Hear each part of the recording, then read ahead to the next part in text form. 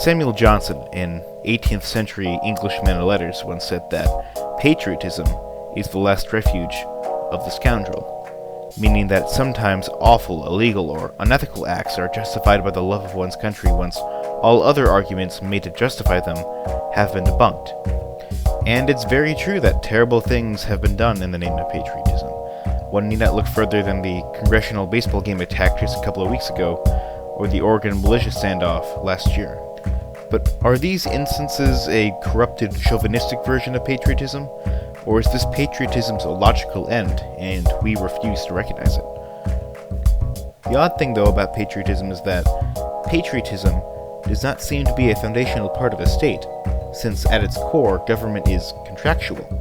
We pay taxes, follow laws, and get drafted into military service if need be, and in exchange, we get security. And in democratic societies, we get to pick our leaders. Now, I've never heard of anyone who tears up in pride at the idea of a contract, so this tells us that patriotism is not an aspect of states, but of nations. While we so often use the words state and nation interchangeably, the two are inherently different. A state is a government.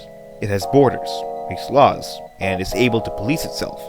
A nation, on the other hand, does not technically have borders. It is a group of people who have a common set of values and customs and is sometimes defined by a common ethnicity or religion. But in the United States, however, it's mainly our values and our history that still binds all 50 states together. But even still, this opens up its own can of worms. Do American values mean different things to different members of society?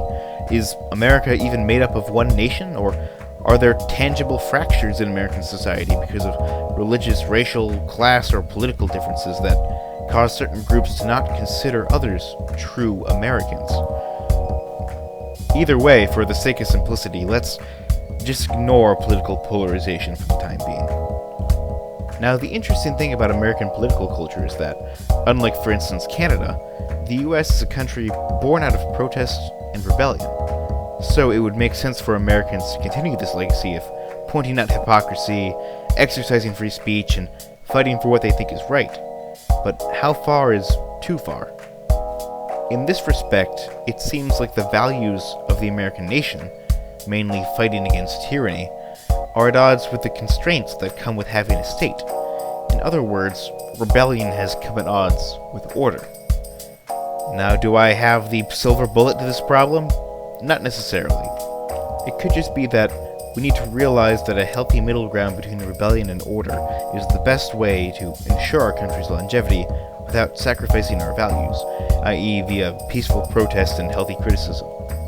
Or maybe democracy is a flawed concept and is doomed to fail. Honestly, it's too soon to tell. America isn't even 250 years old yet, so we still have a long time to go until we know whether or not the American experiment is a success. And it doesn't really help either that Plato and Hobbes aren't really rooting for us. But until then, I think it's important to realize that we as individuals are not defined by the hypocritical actions of our country's past, but by the good we do in spite of them. Personally, I think that today there's been too much talk of patriotism and not nearly enough talk about good citizenship. Whereas patriotism can mean vastly different things to different people, citizenship denotes a more tempered, rational approach to living in a free society.